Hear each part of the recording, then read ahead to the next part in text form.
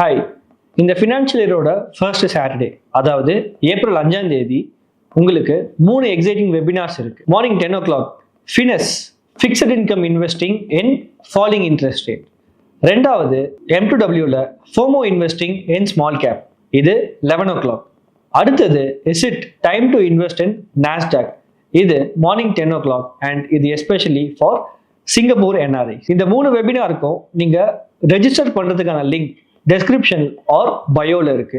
Register பண்ணுங்க. See you on the webinars. Thanks.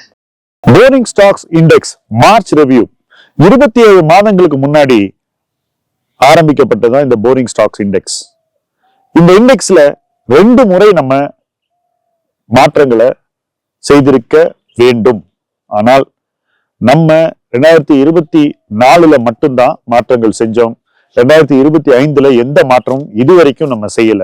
இந்த மாதமும் ஏப்ரல் 1ஆம் தேதி நம்ம எந்த மாற்றமும் செய்ய போறதில்லை. நிறைய பேருக்கு இது ஆச்சரியத்தை கொடுக்கும்.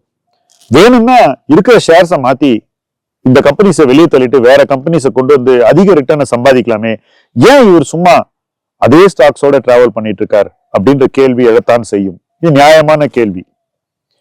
நிறுவன அடிப்படையில் மட்டுமே சிந்திப்பது முதலீடு இல்லை. சில நேரங்கள்ல மார்க்கெட் லெவல்ல யோசிக்கணும்.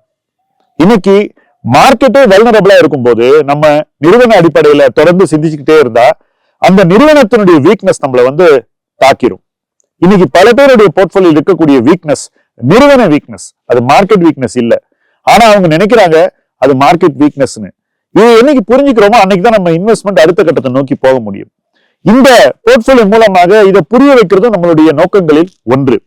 இந்த மாசம் நிப்டி 50 TRI 1 லட்சம் ரூபாய் நீங்க மார்ச் 1ஆம் தேதி போட்டிருந்தா மார்ச் 31 அன்னைக்கு 1,06,336 ரூபாயாக அது அதிகரித்திருக்கும். ஒரே மாதத்துல 6.34% கெயின் வந்தது. ஜனவரி பிப்ரவரி வீக்கா இருந்தது, சேர்த்து வச்சு மார்ச்ல ஒரு ரேலி வந்துருச்சு. பட் போரிங் ஸ்டாக்ஸ் இண்டெக்ஸ் இதே மாதத்துல 1 லட்சம் ரூபாய் 1,07,423 உயர்ந்திருக்கிறது. சோ 7.42% நம்ம ரிட்டர்ன் பண்ணிருக்கோம். கிட்டத்தட்ட 0.88% நிப்டியோட இந்த மாதமும் நமக்கு அதிக ரிட்டர்ன் கிடைச்சிருக்கு. சோ ஒரே போர்ட்போலியோட நம்ம தொடர்றோம், எந்த மாற்றமும் செய்யல. அந்த போர்ட்போலியோ இதுவரைக்கும் ஓரளவுக்கு நமக்கு அட்லீஸ்ட் சேஃப்டியை கொடுத்திருக்கு அப்படிங்கிறது இந்த மாதம் நமக்கு தரக்கூடிய சிம்பிளான மெசேஜ். இந்த மாதம் பெர்ஃபார்ம் பண்ணாத ஸ்டாக் இந்த 10ல எத்தனை? ஆச்சரியம் என்னன்னா, பெர்ஃபார்ம் பண்ணாத ஸ்டாக் அப்படின்னு ஒரு கம்பெனி சொல்லலாம், மாருதி சுசுகி -2.15%. மற்ற ஸ்டாக்ல எல்லாம் ஏதோ ரிட்டர்ன் கிடைச்சிருக்கு.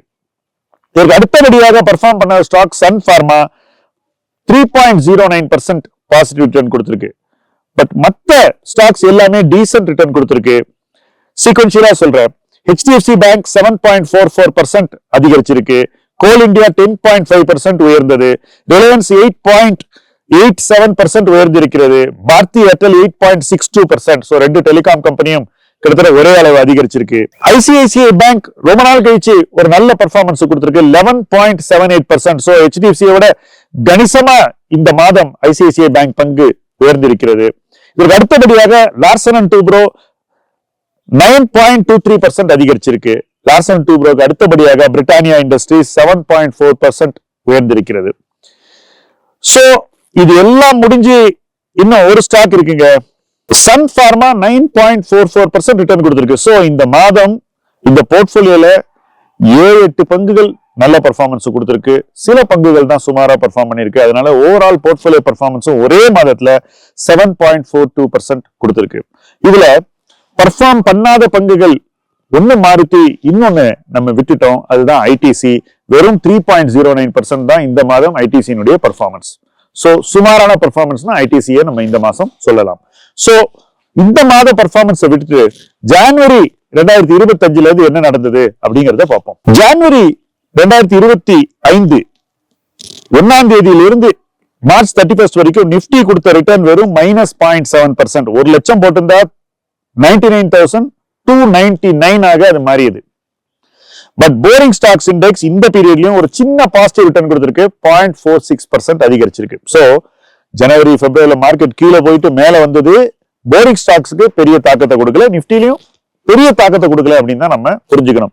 பட் நிப்டிக்குள்ள பெர்ஃபார்மன்ஸ்னு பாத்தீங்கன்னா நிறைய ஏற்ற இறக்கம் இருக்கும். அதே மாதிரிதான் போரிங் ஸ்டாக்ஸ்லயும் நெகட்டிவ் பெர்ஃபார்மன்ஸ் அப்படின்னு சொன்னாக்கா ஜனவரி 1ஆம் தேதியில இருந்து ஐடிசி -13.8%, சன் பார்மா -7.7%, அதே போல லார்சன் அண்ட் டூப்ரோ -4.8%. இது 3 நெகட்டிவ், மற்றது எல்லாமே பாசிட்டிவ். பட் எதுவுமே பெருசா சொல்லிக்கிற மாதிரி இல்லாதனால இந்த நெகட்டிவ்ஸை அந்த பாசிட்டிவ்ஸ் பேர்லி பேலன்ஸ் பண்ணுது அப்படின்னு தான் சொல்லும். அதனாலதான் நமக்கு ஒரு சின்ன 0.46% ரிட்டர்ன் தான் இந்த குவார்டர்ல இந்த இண்டெக்ஸ்ல கிடைச்சிருக்கு. சரி, 1 மாதம் பார்த்தோம், 3 மாதம் பார்த்தோம்.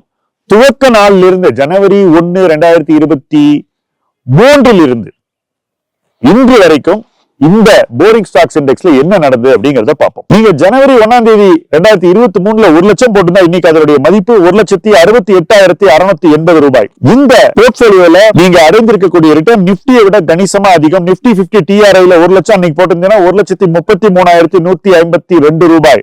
So 33.15%. Nifty return 68.68% boring stocks return.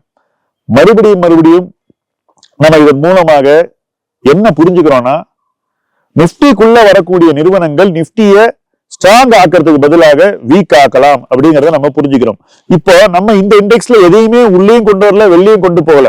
15 மாதமா அப்படியே போயிட்டு இருக்கோம். இந்த 15 மாசத்துல நிப்டியில 3 தடவை மாற்றங்கள் வந்துருச்சு. இந்த மாற்றங்கள் நிப்டிய என்ன பண்ணிருக்கு அப்படின்னு நீங்க யோசிச்சு பார்க்கணும். சோ ஒரு வாட்டி நிப்டியில மாற்றங்கள் வரும்போதும் அது நிப்டியை வீக்கன் ஆக்கினாக்கா, இந்த போர்ட்போலியோல நீங்க வெறும் இண்டெக்ஸ் இன்வெஸ்டிங் பண்ணீங்கன்னாக்கா அதன் விளைவுகள் என்ன அப்படிங்கறத நீங்களே யோசிச்சுக்கங்க. சோ மாற்றங்கள் பல தருணங்களில் ஒரு இண்டெக்ஸ்ல கூட ஏமாற்றங்களை விதைக்கின்றன அப்படிங்கிறது தான் இந்த எக்ஸசைஸ் நமக்கு சொல்லக்கூடிய முக்கியமான மெசேஜ். நாம மாற்றங்களை பண்ணாததுக்கு முக்கியமான காரணம், எதுக்கு அனாவசியமா இன்னைக்கு ஒரு நல்ல கம்பெனி எடுத்துட்டு இன்னொரு கம்பெனியை உள்ள கொண்டது, அந்த கம்பெனி ஏற்கனவே இருந்த கம்பெனி அளவு பெர்ஃபார்ம் பண்ணலன்னா நாம அந்த விளைவுகளை எப்படி கையாள்வது? இதுதான் கொஸ்டின். இந்த விளைவுகள் இருக்கும் என்று நமக்கு தோன்றினால் சும்மா இருக்கிறதே பெட்டர்ங்கிறதா என்னுடைய திங்கிங். சோ இந்த இண்டெக்ஸ் எக்ஸசைஸ்ல மாற்றங்கள் எப்ப தேவையோ அப்ப மட்டும்தான் செய்யணும். மற்ற நேரங்களில் செய்யக்கூடாதுங்கிறது என்னுடைய கருத்து. அதுதான் நான் போரிங் ஸ்டாக்ஸ் இண்டெக்ஸ்ல ஃபாலோ பண்றேன். பட் நிப்டி அப்படி இல்லைங்க. தேவையில்லாத மாற்றங்களை தொடர்ந்து கொண்டுகிட்டே இருப்பாங்க. நல்ல கம்பெனிலாம் வெளியே தள்ளுவாங்க, சுமாரான கம்பெனியை உள்ள கொண்டு வருவாங்க. இதனால இண்டெக்ஸ் இன்வெஸ்டிங்க்கு பெரிய பங்கம் ஏற்படுகிறது என்பதுதான் என்னுடைய கருத்து. இந்த கருத்தில் நான் உறுதியாக இருக்கிறேன். இந்த எக்ஸசைஸ் தொடர்ந்து உங்களுக்கு இதை ப்ரூவ் பண்ணிக்கிட்டே இருக்கும்னு நான் நம்புகிறேன்.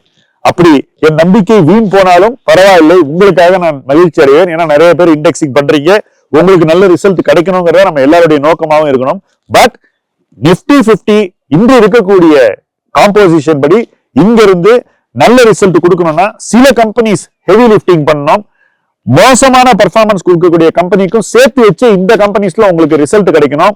இந்த கம்பெனி பங்குகள் உயர்ந்து அந்த கம்பெனி பங்குகள் உயராததற்கும் வீழ்வதற்கும் சேர்த்து வச்சு உங்களுக்கு காம்பன்சேட் பண்ணணும். இதெல்லாம் நடக்க போகிறதா, நடக்குமா?